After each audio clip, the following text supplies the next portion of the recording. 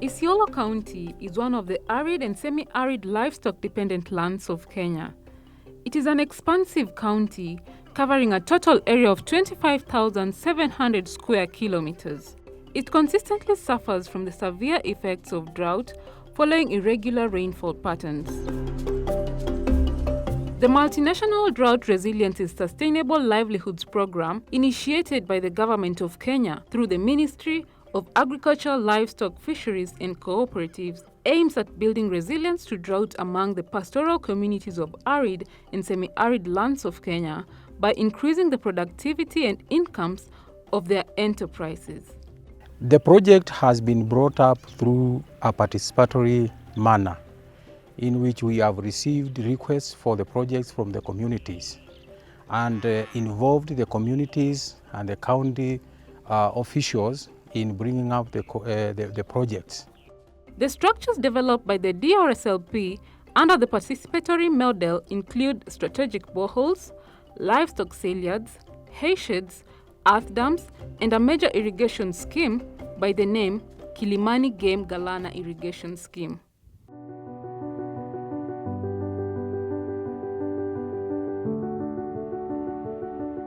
The Kilimani Game Galana Irrigation Scheme in Burat Ward is a scheme that dates back to the mid-1960s, where farmers used to grow several crops. During that time, there was adequate water and farmers were using a furrow irrigation system. With time, population increased, water became scarce, and this resulted in inter-community conflict for the scarce resource. Kulikuwa na changamoto mingi sana. Kwanza kuna wakati ilikuwa chakula inakauka. Kwa mwezi kama hii, kwa ukweli ilikuwa na vita sana. Vita ya maji, mifugo, watu na wakulima. Maana tunategemea mto, watu ya wale wako chini yetu wako na mifugo. Sisi tunataka maji, kila mtu anajitaka. Sisi tunataka maji kuje kwa shamba. Wao wanataka maji iteremke iende kwa mifugo yao. Sasa tulikuwa tunalima, ikifika Mei, June unaondoka. Unakuja tena mwezi kama hii unaanza kuprepare mashamba. Sasa unaenda na timing ya mvua. This irrigation project in Burat Ward in Isiolo sub-county is a combination of three major items. The first is a dam. This dam is a reinforced concrete buttress dam, which is designed to hold 103 million liters of water.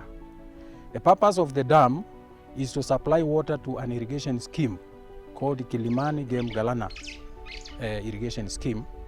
That scheme is 13 kilometers from the water source, which is Kilimani Dam. The dam will also control the downstream flow of that river, Lewa, where the dam is situated, by harvesting flood water only and allowing the river Lewa to continue flowing. The dam is complete and is now functional.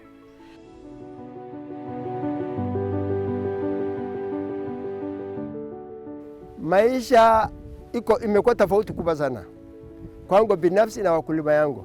Mara mingi Isiolo wamekuwa na tendency ya kulima tu nyanya peke yake, lakini sisi tumebadilisha face of Isiolo kwa wakati huu kujaribu kupanda vitu ambao tofauti kidogo. Because kama hii mirasa hii tunapanda si kitu ilikuwa kwa sasa, tunajaribu experiment naona nakuja. Matunda kama hii imeanza kufanya mzuri sana. Na pia hata watermelon inafanya mzuri sana. Na kuna kunde ambayo inatoka sana na dengu. Tunafikiria kuendelea sana. Kulingana na sasa mavuno nilishavuna hapo awali. Hapa nilikuwa nimevuna kitunguu. Nilikuwa na tulikuwa na watermelon pia hapa. Tukaiuza. Na natarajia tutaendelea zaidi. Abdia Gedi is one of the farmers in the irrigation scheme. She is very passionate about crop production, and from farming of vegetables, she gets a constant and reliable income for her family. As she narrates, life has been made better through the irrigation scheme compared to her past life where she was keeping livestock. Karibu kila wakati niko na pesa kwa mkono. Hakuna wakati nitaenda kuomba mzee. Na kitambo naongoja hiyo mzee, pesa yangu tayari ile inatoka kwa shamba, inanisaidia mimi na inasaidia watoto wangu. Hata afya yangu iko mzuri, afya ya watoto wangu iko mzuri, na hata mzee pia iko mzuri. Kama ni hali ya masomo, imeinua hali ya elimu ya watoto wangu kwa sababu ile pesa napata hapa katika shamba yangu ndio inanisaidia kupeleka watoto shule. Kama ni hospitali bado napata pesa. Yaani karibu kila wakati niko na pesa kwa mkono. To guarantee markets for farmers of the irrigation scheme, the program has a production and marketing subcommittee. In addition, a grading shed is under construction, which will help farmers in marketing their produce collectively. Lakini kama sisi kwa wengi tunakuja pamoja na tunazalisha kwa wingi, lazima tutafanya bidii ya kutafuta soko na tuweka imani kwa wale wananunua kwetu ya kwamba iko bidhaa hapa na inatosha na ni ya hali ya juu. Tuko na akaunti yetu na akaunti tumefungua. Mbeleni tulikuwa nalipa kila mtu shilingi 100 kwa wiki, kwa mwezi. Lakini baadaye tukaona hiyo inaleta haibai murandi. Tukaona kila mwaka, kila mwezi, kila mpa atoe 500 na kuregister na 1000. Hiyo ndio itaendesha murandi. The irrigation scheme is subdivided into five zones, blocks, and each block has been assigned a tank which they themselves manage and apportion water to their farms. Tulipangiwa tutumie maji watu 461. Lakini saa hii wale wako kwa maji ni zaidi ya watu 600. Kila mahali kuna vijana wanafanya kazi. Na hiyo miradi ndio inasababisha. Kama hatukuwa na hiyo miradi, kweli haungekuta watu hapa. Utakuta mtu akae msitu peke yake. Hapana, hawezi akakaa hapa. Tatafuta mahali kwingine ambaye anaweza pata. The livestock farmers of Isiolo County have often lost a lot of livestock due to water shortages. DRSLP, to facilitate the increase of productivity and incomes of livestock keepers, has drilled 4 strategic boreholes within the grazing zones, where water was initially not available. Those strategic boreholes, those are saving the livestock animals now, because now the water is available and also the pasture, because it's not one location. Now the pastures, the livestock population are divided into those strategic boreholes, and because the boreholes are enough and the land is enough, it's helping in terms of the resilience against the current drought. Yeah, we have a borehole at Gotu. This borehole is serving a community which is within the interior of the Isiolo County, and some of these communities are disadvantaged in that they are right in the interior, places which do not have water, and the road networks are also not very good. The Gotu borehole, with a yield of 5 cubic meters per hour, being sited in high water demand area of Gotu location, has helped reduce the animal trekking distances from about 16 kilometers to Ewasonyiro River to 5 kilometers. Boma yangu ni kama kilomita 5 kutoka hapa. Wakati kama hii zamani tuko mbali na Manyata, na hasa watoto ya mbuzi yetu zamani na kufanga, sababu ile maji sinapata kutoka sehemu nyingine kama kilomita 15 ama kilomita ngapi, hatuendi mbali. Mbuzi siku ya maji napata maji na anapata nyazi. Initially, as the pastoralists trekked with their animals, there will be conflicts with neighboring communities, and this would lead to loss of livestock and even death. Currently, with the water being available, the narrative has changed.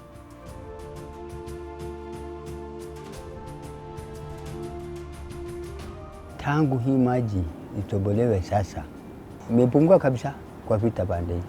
Hata sisi tukilala kazi imekuwa rahisi. Tukilala hata hatuna nini wasiwasi. Kuna usalama. Mifugo naye ikichukuliwa hawezi enda naye kwa sababu tunakuta kwa barabara. Tumefurahi sana kupata hii maji. Sana sana kwanza wamama. Wamama ndio wanakuanga na kazi nyingi, kukua boma, kupika, kuosha, kuvua nguo, kila kitu, kuoga. Sisi ndio tuko na kazi nyingi. Ndio tunasafiri kutafuta maji kilomita mbali sana. Lakini saa hii hata mama anaweza vizuri, watoto wanaenda vizuri shule. Saa hii kwanza zamani mahali mbali hivyo mfugo ikienda, wamama ya boma hawezani kuenda huko biashara.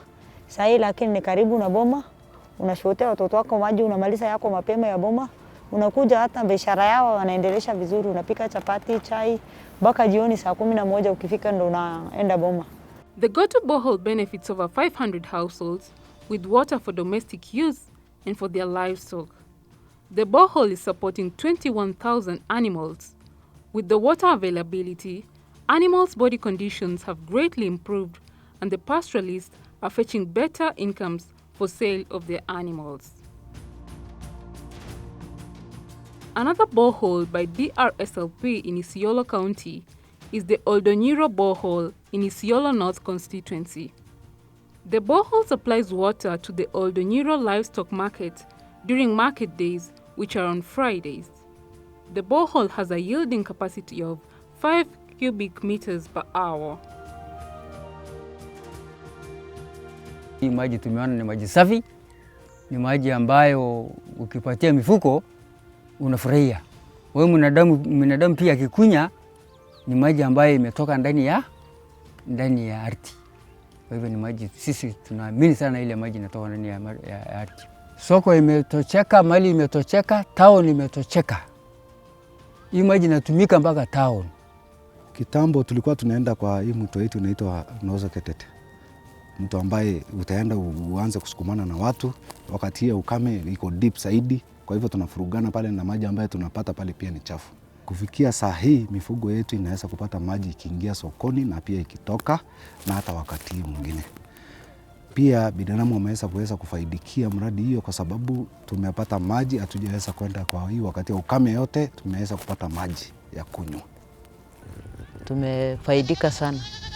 Tumetengeneza maharati ya kuchota mbuzi ya kukunyia maji hapa, na pia tuko na maji pale town.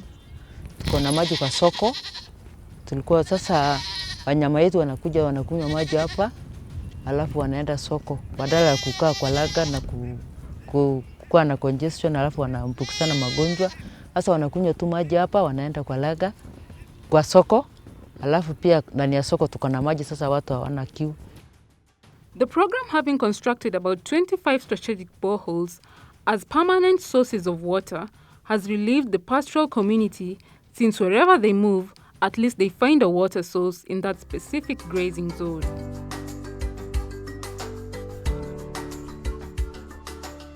It is one thing to have all the structures in place, but without selling the livestock, the pastoral economy still stands threatened. To help it grow exponentially, the program has constructed 4 livestock sale yards.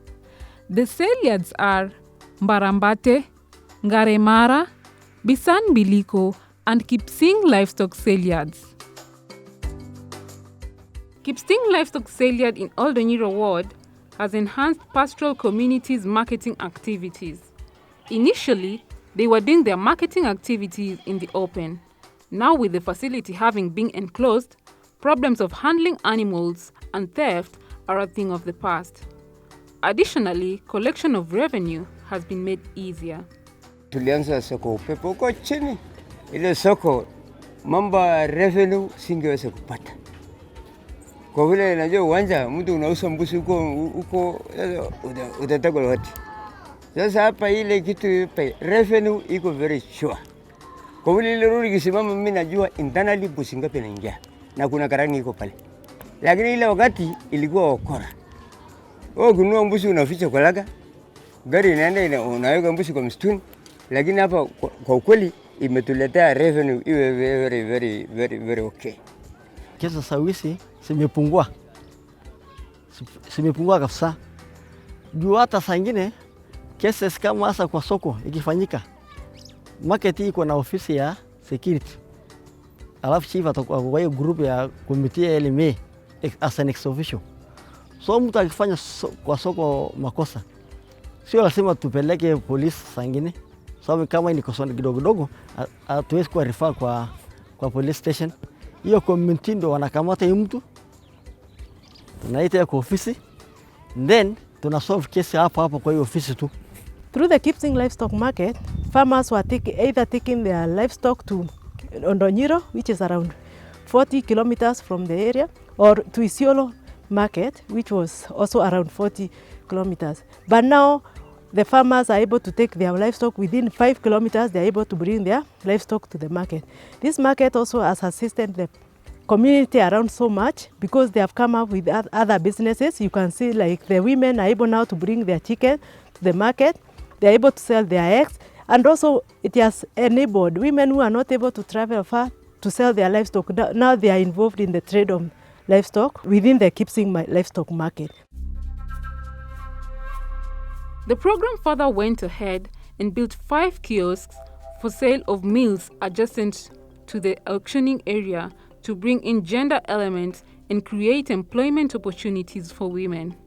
Employment opportunities have also been created for the youth who engage in the loading of animals to the trucks and in border transport business.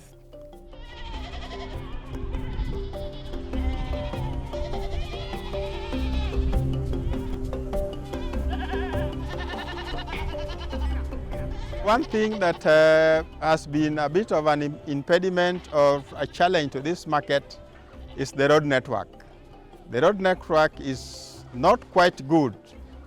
The road is Marammed road, which is actually prone to damages when it rains and so on.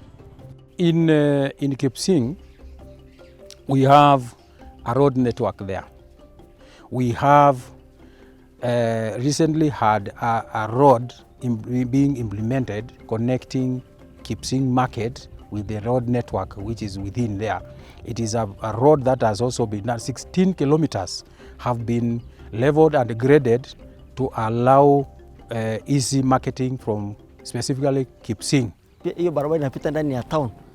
Na hata town sasa hakuna ma potholes, yani imekuwa Marammed. At least town imekaa mzuri. Hata ile iko slabs imetengenezwa kama drift, ma culverts zimetengenezwa barabara samani ilikuwa inapitika.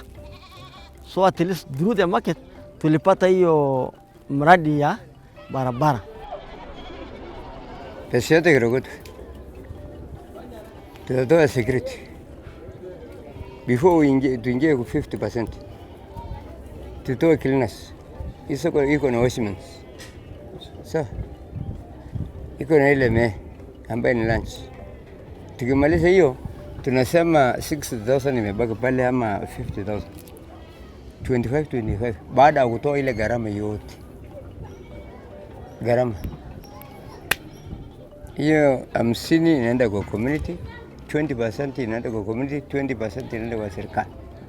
Hii yetu inakuwa kwa mfuko ya community. Lakini out of it tunaangia who is very needy. Kwa hivyo basari imetusaidia. Watoto wetu wanasoma juu ya soko. Wengi walisaidiwa. The market has provided a complementary role from what the county government provide as the bursary, what the national government provide as the bursary. So through the AGMs, which they hold it at the end of every year, it's the community, the local leadership, that is the office of the ward administrator. At times the MCA can turn up. We also invite the chiefs on board, and we sit down and prioritize the need of the community, which bursary allocation has been superseding most of the requests. Tumesaidika na soko sababu ile pesa bursary hii pesa kidogo tunasanya tunaweka hapo inasaidia watoto wetu bursary. Mimi nina matarajio kwamba hii soko vile itafanuka namna hiyo hata sisi tutakuwa mbele. Hata sasa tutakuwa na vitu vya kusomesha watoto wetu, hatutakuwa na shida. On behalf of the community, naishukuru mradi ambayo imekuwa sponsor na DRSLP, na nashukuru sana kwa sababu at least imetuweka kwa limelight kana kwamba Kipsing imejulikana through this market. All these projects in Isiolo County have a sustainability aspect driven or brought up as the projects are being done. The projects which we have management committees who have been elected by the communities who are using the projects. The committees are trained on how to operate and manage the projects, and therefore we are sort of assured that the farmers are able to sustain the projects which we are doing for them. DRSLP is transforming the lives of our people, and it is going to be a game changer. So it's one of the projects which has changed, the lives and the livelihoods of our people. Mali yangu saa hii iko hapa, anakunya asubuhi mapema anaondoka. Saa hii kushashiba tayari. DRSLP imefanya jambo la maana sana kwa sababu tangu itengenezwe hakuna mahali imeleta tena kasoro isemekana irekebishwe hapa tena. Tumeshukuru kwa sababu wamefanya kikamilifu kulingana na vile ilikuwa inatakikana na inastahili kwa binadamu kuishi katika mazingira haya. Tunashukuru sana, ni vile hatuwezi enda tukisema tu tuwatafute tunashukuru. Kama mimi zaidi imenifikisha pahali